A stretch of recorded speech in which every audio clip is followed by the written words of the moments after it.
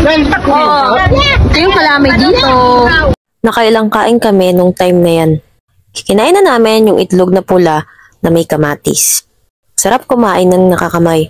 Malamig ang hangin at kasama pa ang nature. Naririnig mo yung agos ng tubig. Nakaka-relax dito. Walang kuryente dito. Kaya kung pupunta kayo dito, magdala kayo ng power bank or solar. Bahay naman sa paligid pero hindi namin naisipang makicharge. Pero naman dito mga banyo na kung saan pwede kang maki-CR at pwede kang maligo. Ang maganda dito, nakafocus kami sa lugar na iyon. Dahil nga lobat ang aming mga cellphone, mas lalo namin na-appreciate yung lugar.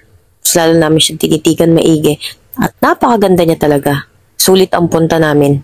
Malawak siya at meron pa mga cottage sa dulo. Sabi ng tita ko at ng mga pinsan ko, dito daw sila nag-celebrate ng mahal na araw. Kaya alam niyo na, let's go to Dupinga River.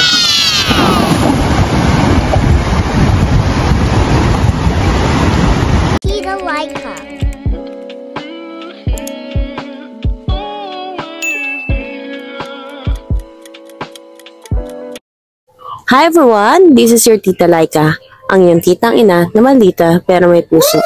Hoy, gusto mo yon? Samahan niyo kami sa aming 2 days vacation sa Cabanatuan, Nueva Ecija. After 18 years, nakauwi ulit ako sa Cabanatuan.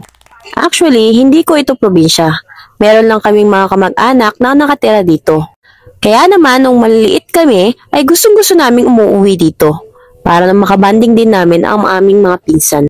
Noong mga bata kami ay ang lawak ng lugar, tahimik at hindi polluted. Ibang-iba na siya kumpara sa dati kong nakita. Mas marami ng mga bahay at mas marami ng mga sasakyan ngayon. Dito ako nag-aral ng bisikleta kaya din hindi siguro ako natuto gawa na nahuhulog ako parati sa sapa. Kamusta na kaya yung mga kalaro ko noon dito? Nakakatuwang balikan ang alaala ko noong bata pa ako. Umuwi kami dito dahil birthday ng inaanak ko. Hindi ako naka-attend ng simbahan gawa ng traffic at nahirapan kami mag-commute. Iba talaga kapag hindi na nakapag-commute eh. Nalilito kami kung saan yung sakayan.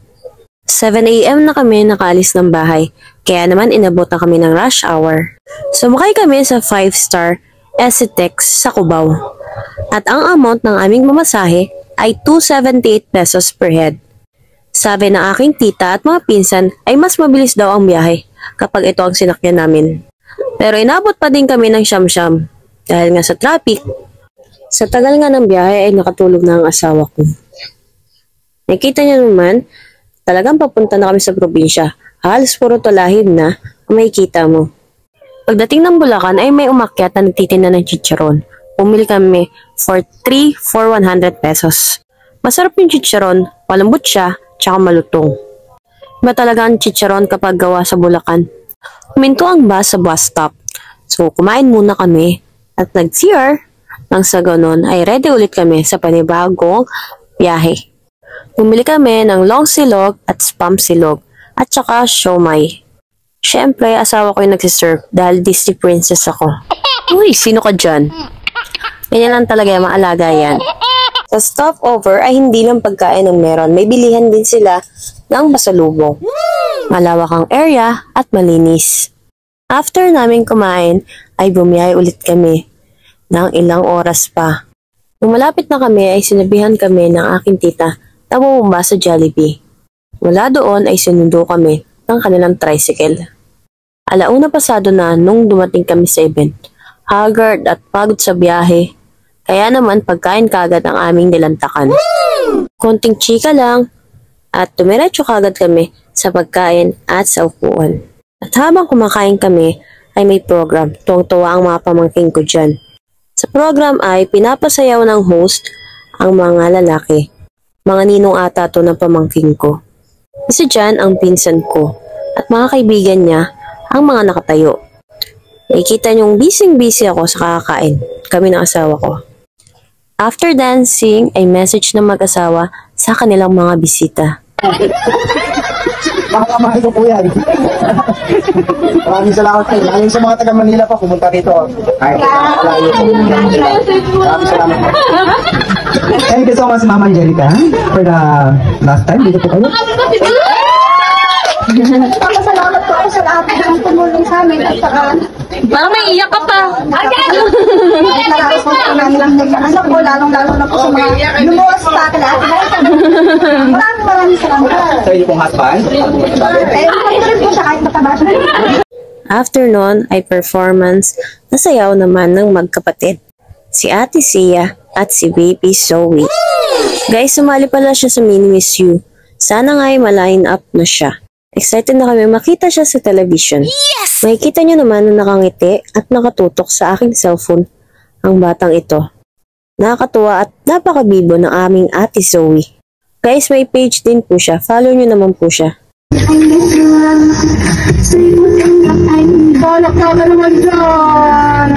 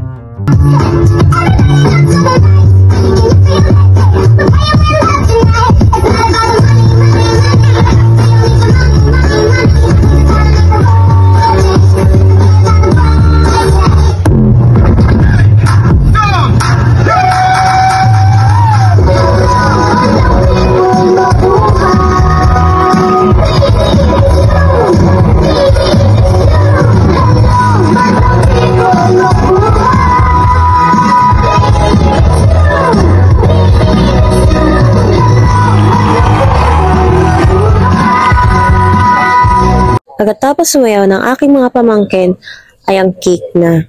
Birthday din kasi ng aking inaanak. Birthday at christening. Makikita niyo ang excitement ng bata sa kanyang cake.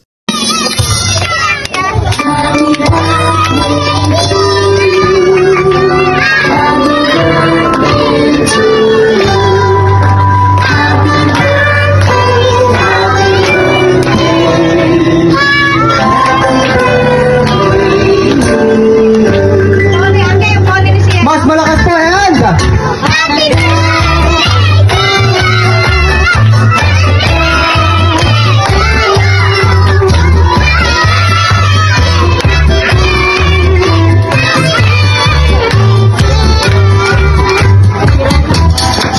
Okay, now, bibilang po ako ng tatlo at sabay-sabay po natin babatiin si Baby Sia ng happy birthday. And 3, 2, 1, go! Okay, but before that, i-close po ang inyong mga mata para po sa inyong anak at kayo po ang humingi ng biyaya at ang play para sa ating baby girl. Okay, blow the candle at 3, 2, 1, go! Okay, palakpakan po natin si Baby Sia and of course, si Mr. and Mrs. Tana. Siyempre, di mawawala sa handaan ang inuman. Yes! At dahil nga pagod sa biyahe, ay nalasing kami mag-asawa dyan. Dapat talaga ay uuwi din kami agad. Uwian lang dapat kami, gawa na may pasok pa ang asawa ko. Pero naisip ng mga pinsan ko na mag-swimming daw kami. May magandang ilog daw na pwede namin puntahan. Yun yung maganda yung biglaan. Pag biglaan, natutuloy. Papasya daw nila kami sa magandang river dito sa Nueva Ecija. Nang umulan, ay nagkaroon ng baha doon sa pinag-iinuman namin. Kaya naman, pumasok kami sa bahay ng tita ko. Konting ulan lang yan, pero winahana. Parado daw kasi ang mga kanal dito sa kanilang area. Inakyat agad nila yung video okay. Sinif kagad nila yon. At dahil hindi naman inabot ng baha ang bahay ng tita ko, ay doon namin tinuloy ang aming session. Ang tagal din humupa ng baha, gawa ng tuloy-tuloy ang ulan. Pero kahit na umuulan at bumabaha, ay Pilipino tayo, tuloy pa rin ang saya. Ayan ang aking Lola Ebeng, punsong kapatid nila Lola. Dahil nga katabi ko siya ay met-meyan niya akong binibilinan na dumaan sa bahay nila. Doon daw kami mag-almusal at hapunan. Kahit baha ay tuloy pa rin ang video okay. Nung mga bandang alas 5 ay dumating na ang aking tita Nelly. Galing sa kanyang pagtitinda. Pinakain niya na sa amin ang kanyang natirang paninda, ang karyoka at ang maruya. Pagkatapos ng inuman ay pumunta kami sa aking Lola Ebeng. Doon kami nakitulog. Kinaumagahan ay maaga kami nagising para magkape. Ang aming almusal ay niluto ng tita Irma ko. Itlog na may talbos na may sausawan ng bagoong. Ang sarap ng pagkaing probinsya. Nakakatuwa yung salo-salo namin, saran at kwentuhan.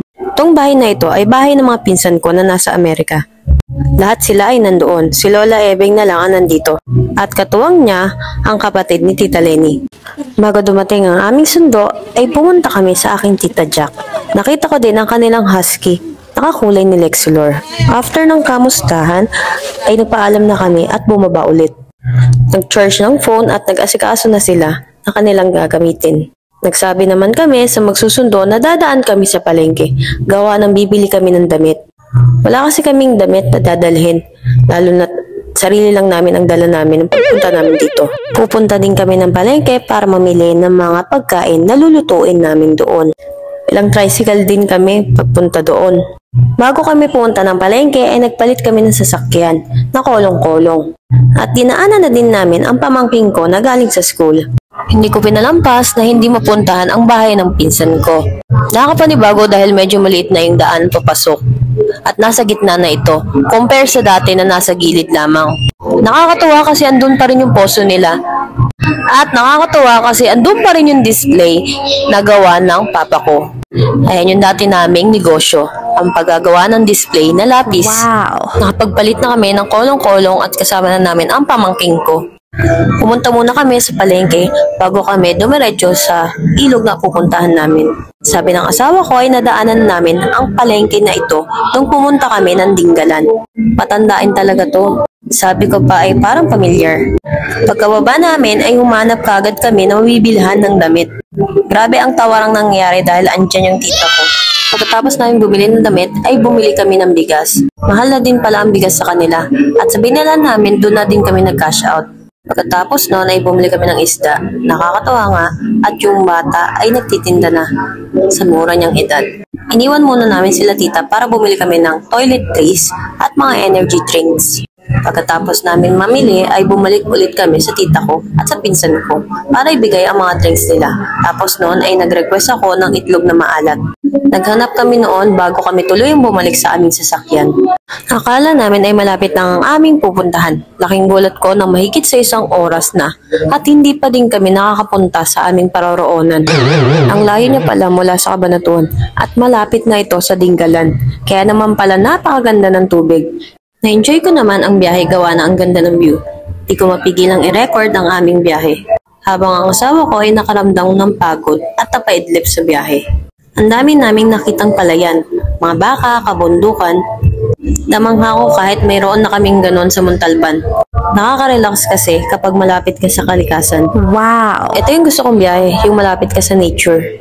Umulan pa ng kaunti kaya naman nabasa kami. Pero okay lang, gawa ng swimming din naman ang aming pupuntahan. Dahil nga mabibigat kami ay hindi kami kinaya paahon. At ayan, ay kita nyo na naglalakad kami ng kaunti. Pagkarating namin sa river ay siningil kami sa entrance ng 20 pesos per head. Nilibre na nila sa entrance ang pamangking ko. Ang cottage naman dito ay nagre-range ng 400 to 500 pesos.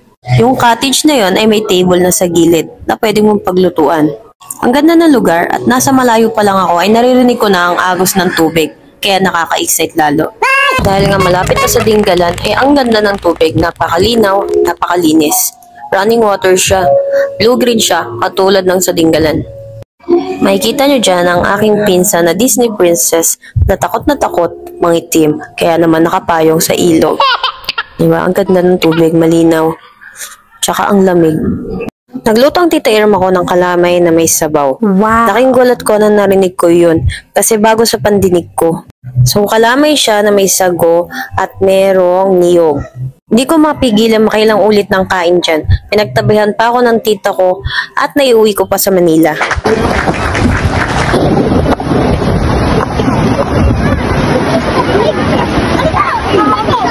Ito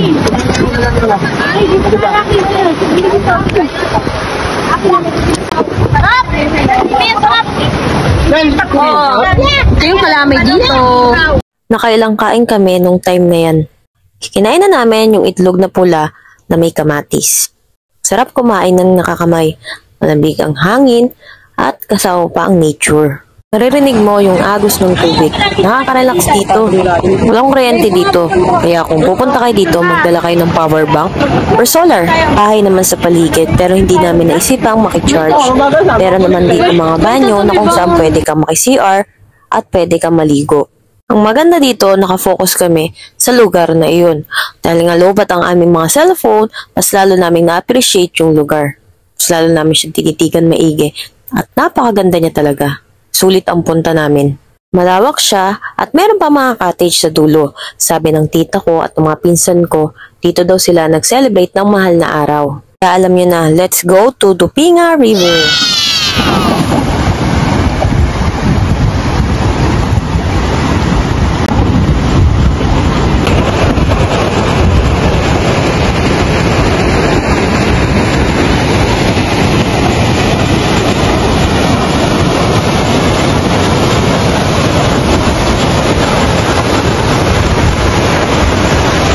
Ito ang itsura sa dulo.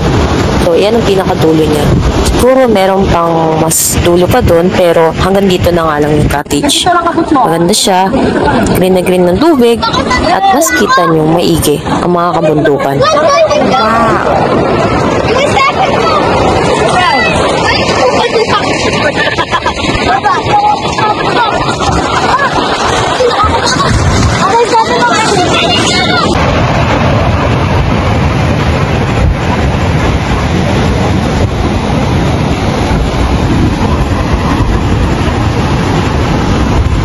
So, ayan sa Pangpang, dyan kami nag-bonding. Yung kwentuhan, asaran. Masarap ng ganitong bonding. Napaka-peaceful, layo sa inang syudad. Ayun, kwentuhan lang kami. Kung ano yung maisip namin, pwede namin pagtawanan. Siyempre, hindi mawawala ang aming mga selfies, lalong-lalo na't manghang-mangha kami sa lugar. Yung mapapaisip ka na sana, dito na lang ako nakatira, no? Kapag naiihi ka, upo ka lang. Yun na yun. Diba? Running water naman siya. Kung cowboy ka, pwede na yun. Running water naman po yan. And meron naman silang CR dito na 10 pesos sa ihi, 15 pesos sa dumi, at 20 pesos sa ligo. Malinis at may ilaw naman ang mga banyo nila. Plus, may mga tindahan din sila na pwede nyong bilhan. Napakaganda ng lugar. Overall, sulit ang punta nyo. Mura ang entrance, mura ang cottage, napakalinis ng tubig, napakalapit nyo sa nature.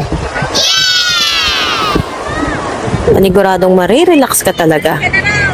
Kaya sa mapupunta sa Nueva Ecija, huwag nyo kakalimutang puntahan ang Dupinga River. Located siya sa Gabaldon, Nueva Ecija. At ang tubig na galing sa river na ito ay galing sa Sierra Madre. Kaya naman sobrang lamig.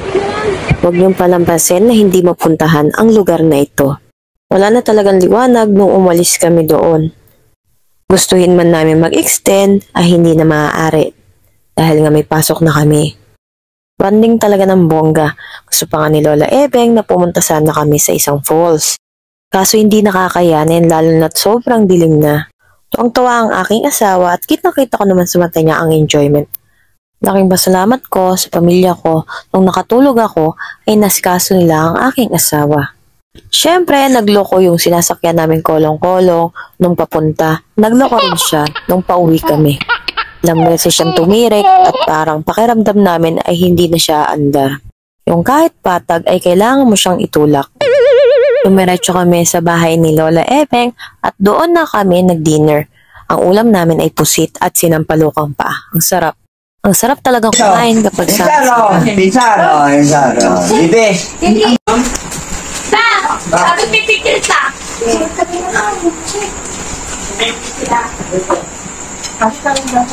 Matamis na amaze ka, anak. At ito ang aking inaanak na si Zia. Ayan ang dahilan kaya kami nakauwi ng Nueva Ecija. Pagkatapos namin kumain ay dumiretso kami sa bahay ng Tita Nelly ko. para kunin ang mga gulay na pasulubong kay nanay at gamit at sapatos namin na naiwan. Pumunta kaming walang bitbit kundi sarili namin at umuwi kaming maraming dala. Ang dami naming gulay, matutuwa na naman si nanay. Inatid kami ng aming bayaw sa sakayan at doon natatapos ang journey namin sa Cabanatuan. Ang aming journey na may biglaang gala. You must visit Nueva Ecija. Maraming mga gandang pasyalan, maraming murang bilihan, at magigilaw ang mga tao. Sa mga taga Nueva Ecija dyan, mabuhay kayo. Share this post para magkaroon kayo ng chance manalo ng Gcash. Thanks for watching and see you next vlog. Bye! Thanks for watching. Share. Don't forget to like, comment, and subscribe. See you next vlog.